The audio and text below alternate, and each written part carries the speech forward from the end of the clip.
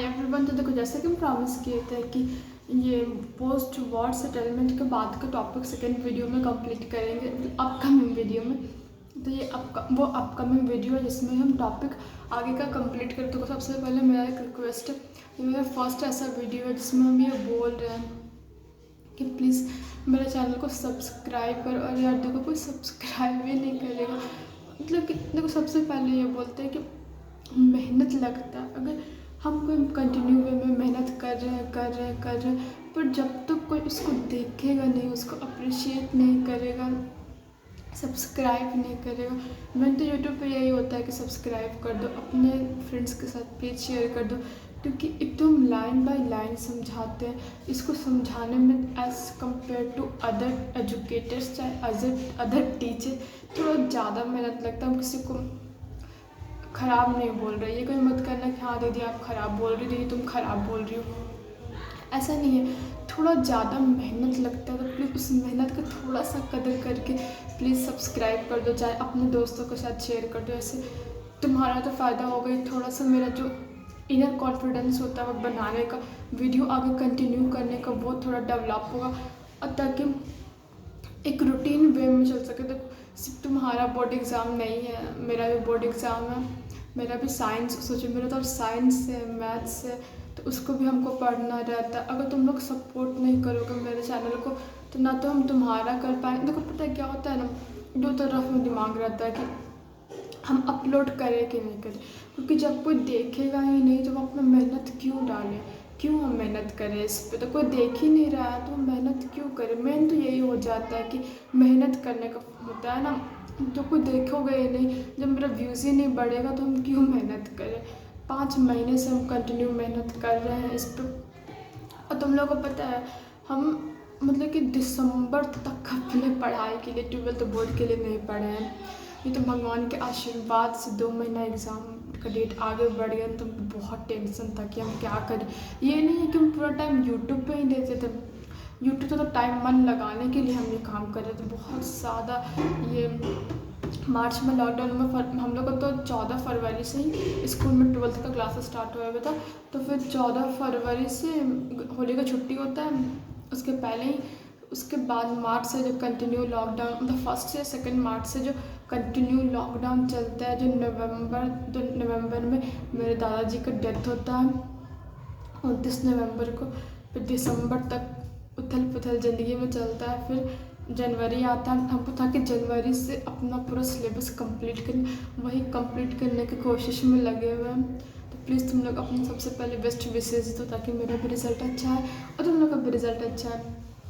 देखो, तुम लोग अच्छा आने के लिए तो हम कोशिश कर ही रहे हैं, और अपना अच्छा लाने के लिए भी रिज़ल्ट हम कोशिश कर रहे हैं। तो प्लीज़ उस चीज़ का थोड़ा सा हम तुम लोग के लिए कोशिश करें, थोड़ा रिटर्न हमको भी दे दो, चैनल को सब्सक्राइब कर दो, और अपने जो हमारे जो स्टूडेंट सर्किल है उनको शेयर कर दो कि हाँ दीदी अच्छे से समझाती है। प्लीज़ थोड़ा सा रिक्वेस्ट है, इसको कर दो। अब बात तो हो गया, हम लोग आगे शुरू करते हैं। The second lesson was about the countries economic links with the outside world. जैसे कि इकोनॉमिस्ट लोग जो थे वो 2 लेसन डिराइव किए थे। ये जो पोस्ट वॉर सेटलमेंट हुआ उससे वो लोग 2 लेसन डिराइव किए थे। तो जो दूसरा जो लेसन यहाँ पे कहता है वाज अबाउट द, तो कहता है कि जो इकोनॉमिस्ट लोग जो थे वो 2 लेसन डिराइव किए थे। यहाँ पर सेकेंड लेसन का इस पैराग्राफ में जिक्र कर रहा है। तो जो second lesson was about the countries economic links with the outside world. तो जो देश हुए, जो देश जो थे, मतलब कंट्रीज है तो बहुत सारे देश हो गए। तो जो यहाँ पर नंबर ऑफ जो कंट्रीज़ हुए, जो नंबर ऑफ कंट्री का जो इकोनॉमिक लिंक था, जो आर्थिक लिंक था, वो पूरी बाहरी दुनिया के साथ कैसा हुआ, उसको यहाँ पे जिक्र होया हुआ है। The goal of full employment could not be achieved if government had to control flows of goods, capital and labor.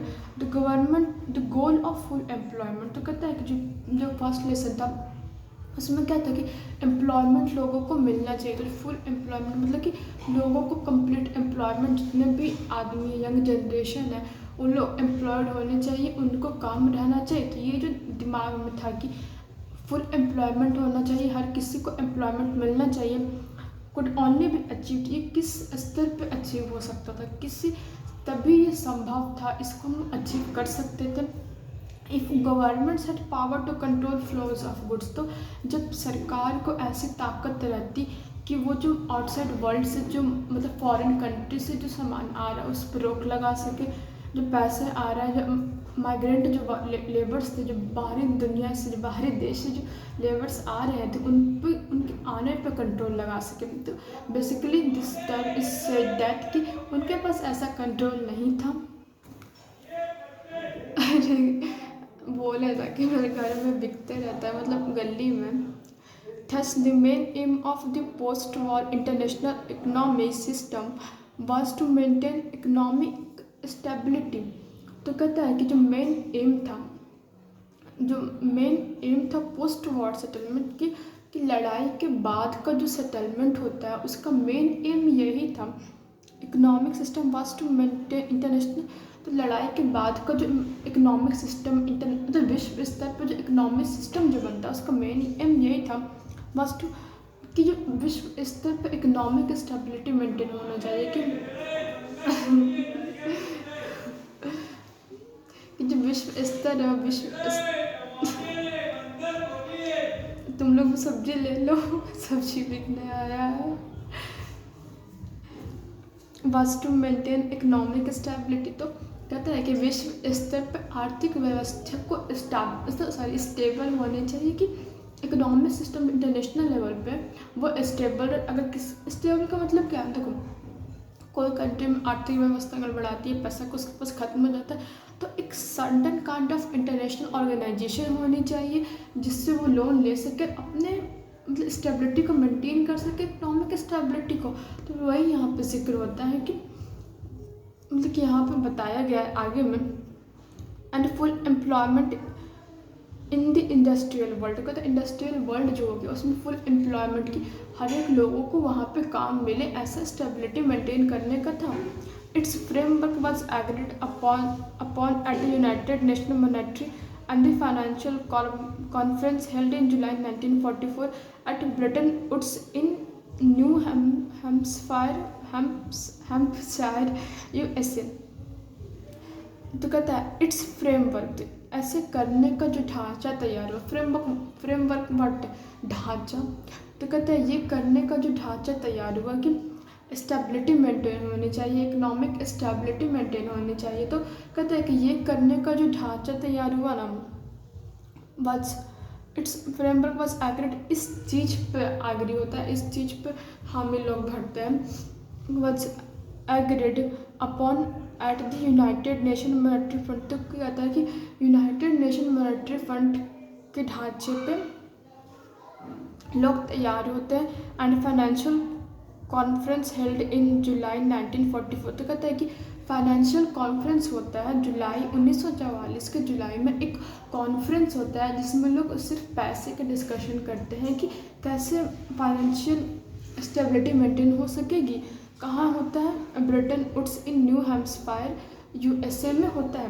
Underline कर लो इस चीज़ को, its framework was agreed upon at the United Nations monetary and financial conference held in July 1944 at Bretton Woods in New Hampshire USA।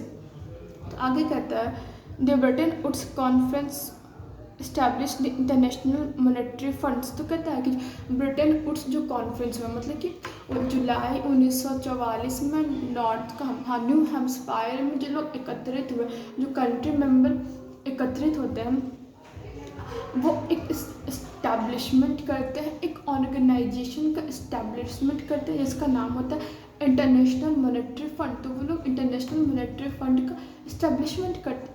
This is a certain kind of organization. It was established to deal with the external surpluses and deficits of its member nations.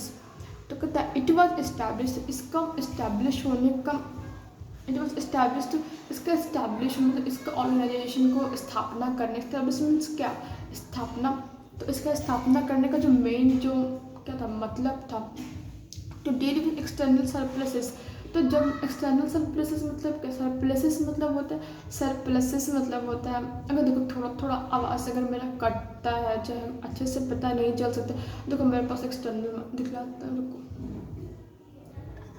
देखो external mic नहीं है मेरे पास, अगर mic रहता तो मेरा top में यहाँ पे लगा हुआ रहता। I have no external mic, मेरे पास कोई एक्सटर्नल माइक नहीं, लेकिन हाँ हम सोच रहे हैं माइक खरीदने के लिए, देखो कब खरीदते हैं ताकि तुम लोग को भी अच्छे से आवाज़ का दिक्कत नहीं हो। हम समझते हैं तुम लोग को दिक्कत होता होगा, थोड़ा थोड़ा आवाज़ का प्रॉब्लम तो हो ही रहा है, हमको भी समझ में है, बट थोड़ा सा तुम सपोर्ट करो ताकि हम खरीद लें एक्सटर्नल माइक, तुम्हारे सपोर्ट की वजह से ही खरीदाएगा। It was establish to deal with external surpluses, तो कहता है कि एक्सटर्नल सरप्लसेस को डील करने के लिए, उससे निपटारा करने के लिए, उससे अच्छे से डील करने के लिए था कि सरप्लसेस मतलब क्या, जब वर्ल्ड मार्केट में कोई चीज़ एक्सेस अमाउंट में हो जाए, उसका एक तो कंजम्पशन हो जाए, एक तो उसका खपत हो जाए, लेकिन उसके बाद भी सर्टेन अमाउंट ऑफ सामान बच जाए, उसको कैसे डील किया जाए उसके लिए बना था। And deficits of its member nations to finance post-war reconstruction, तो कहता है लड़ाई के बाद जो लॉस हुआ उसको रिकन्स्ट्रक्ट करने के लिए, उसमें टू फाइनेंस, उसमें कैसे उसको दोबारा से अच्छे से प्रिपेयर हो सके, जो जो लॉस हुआ उसको रिप्रिपेयर करने के लिए, उसका पैसे फाइनेंस करने के लिए the International Bank for Reconstruction and Development known as World Bank was set up, तो कहता है इसके लिए लड़ाई के बाद जो नुकसान होता है उसकी भरपाई के लिए to finance to post war reconstruction the International bank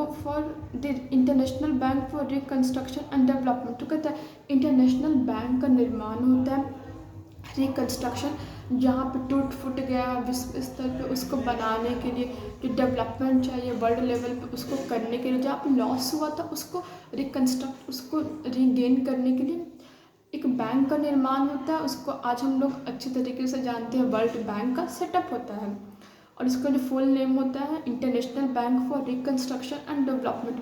please इस लाइन को नोट डाउन कर लो, अगर आप लोग कॉम्पिटिटिव एग्ज़ाम को तैयारी कर रहे हैं तो आप लोग को भी शायद ऑब्जेक्टिव में पक्का पूछ देगा, और तुम लोग तो मेरे छोटे भाई बहनों नोट कर लो। To finance post war reconstruction the International Bank for Reconstruction and Development popularly known as the World Bank was set up बागे Bretton the IMF International monetary Fund and the World Bank are referred to as the Bretton Woods institutions, तो कहता है कि जो international monetary fund हुआ और जो world bank हुआ उसको ब्रिटेन वुड्स इंस्टीट्यूशंस को रेफर टू एज, उसको हम लोग ब्रिटेन वुड्स इंस्टीट्यूशन कभी मतलब कहा जाता है, कभी कभी नहीं कहा जाता है, और sometimes the Bretton Woods twins, और कभी कभी उसको ब्रिटेन वुड्स ट्विंस भी कहा जाता है। देखो ऐसा क्यों, क्योंकि इसका जो था ना ऑर्गेनाइजेशन का जो इमरजेंस था, जो ऑरिजिन था वो ब्रिटेन वुड्स में ही हुआ था, वहाँ पे लोग एकत्रित होते हैं, डिस्कस करते हैं, तब फिर इसका सेटलमेंट का बात चलता है, तो जाहिर सी बात है इसी को हम लोग ऑरिजिन प्लेस करेंगे, तभी तो इसको ब्रिटेन वुड्स इंस्टीट्यूशंस का नाम दिया गया है। अब आगे देखते हैं, अब कहाँ चला गया, हाँ the post war international economic system is also often described as the Bretton Woods system, तो कहता है कि लड़ाई के पोस्ट मतलब यहाँ पे जिक्र होता है ना कि बाद में, the post war international economic system, तो कहता है कि पोस्ट वॉर इकोनॉमिक सिस्टम जो है ना इसको is also describe as the, उसको हम लोग ब्रिटेन वुड्स सिस्टम्स के नाम से भी जानते हैं। क्यों जानते हैं, क्योंकि इसी के बाद से तो ब्रिटेन वुड्स में, देखो हम बाल झाड़ के आ गए, बाल खुला हुआ था तो हम पॉज पे लगाए जाकर बाल झाड़ लिए, क्योंकि हमें खुला बाल में बहुत ही ज़्यादा अकबक लगता है। अच्छा लग रहा है ना, हम पे खुला बाल नहीं अच्छा लगता है, ऐसे ही अच्छा लगता है। अब छोड़ो, तो कहते हैं IM जो पढ़िए थे, the international monetary system is the system linking national currencies and monetary system, तो कहते हैं कि इंटरनेशनल मॉनेटरी सिस्टम जो है वो एक तरह का ऐसा सिस्टम था जो राष्ट्रीय स्तर पर जो करेंसी हुआ उन सबको लिंक करता था। मॉनेटरी सिस्टम मतलब कि एक करेंसी को रिप्रेजेंट करता है। क्यों? करेंसी सिस्टम को वो लिंक करता था international monetary fund. The Bretton Woods system was based on fixed exchange rate. तो कहता है कि जो ब्रिटेन वुड्स सिस्टम हुआ एक फिक्स्ड एक्सचेंज रेट पे, ताकि अगर आप हमको इतना पैसा दीजिएगा तो आपको इन रिटर्न हम इतना पैसा देंगे। In this system was based. In this system कहता है कि इस सिस्टम में नेशनल करेंसीज फॉर एग्जांपल जो राष्ट्रीय स्तर पे का जो करेंसी हो गया, जो पैसा हो गया, जैसे कि एग्जांपल में द इंडियन रुपी, हमारा जो पैसा है Indian rupees, were attach to the dollar at a fixed exchange rate. तो कहता है कि उसको डॉलर से अटैच किया गया एक फिक्स एक्सचेंज रेट पे कि आपको अगर $1 आप हमको दीजिएगा तो आपको 70 रुपया मिलेगा। तो इस अनुसार से था। देखो अब जब इसको यूट्यूब से पैसा आता होगा तो फिर उसको एक फिक्स एक्सचेंज पे आता होगा, आपको $100 आया तो आपको इतना पैसा मिलेगा। मतलब कि कितना इंटरनेशनल मार्केट में वैल्यू है डॉलर का, उस अकॉर्डिंग उसका पैसा एक्सचेंज होता है। यही यहाँ पे कहने का मतलब है कि एक फिक्स्ड एक्सचेंज रेट पे था, समझे। The dollar itself was attached to gold at a fixed price of $35 पर ऑन्स ऑफ गोल्ड। तो कहता है कि डॉलर यहाँ तक कि खुद भी गोल्ड से अटैच है कि gold eight a fixed price of 35 के एक ऑन्स गोल्ड पे सोने पे 1 औंस सोने पे तुमको $35 मिलेगा। तो इस अकॉर्डिंग है ये सिस्टम। तो उम्मीद है तुमको समझ में आया होगा। तो बाय। अगर समझ में आया हो, जैसे कि हम पहले बोले थे कि मेरे चैनल को सब्सक्राइब कर देना and please share with your friends. It's my request. देखो अगर तुम लोग चाहते हो कि ये सीरीज़ का, देखो थोड़ी देर बस 2 मिनट और रुक जाओ। तो अगर तुम लोग चाहते हो कि ये सीरीज़ कंटिन्यू हो, कि मेरा समझाने का तरीका अच्छा है। वेदर मैथ्स में भी हम थोड़ा थोड़ा वीडियो अपलोड किए हैं। Arithmetic progression trigonometry. देखो अर्थमेटिक प्रोग्रेशन का 2 पार्ट, ट्रिग्नोमेट्री का 2 पार्ट। जैसे ट्रिग्नोमेट्री में आइडेंटिटीज का पार्ट अपलोड किए, देख लेना। हो सकेगा तो कमेंट कर देना, हम लिंक शेयर कर देंगे। ऐसा हम लिंक शेयर नहीं किए, लिंक शेयर हम कर देंगे। तो तुम लोग चाहते हो कि तुम लोग का मेरा तुम्हारा दोनों का 95 चाहे 98% आए, तो प्लीज़ मेरे को सपोर्ट कर दो, ताकि तुम लोग को भी हम अच्छे तरीके से तैयारी हो सके। तो प्लीज़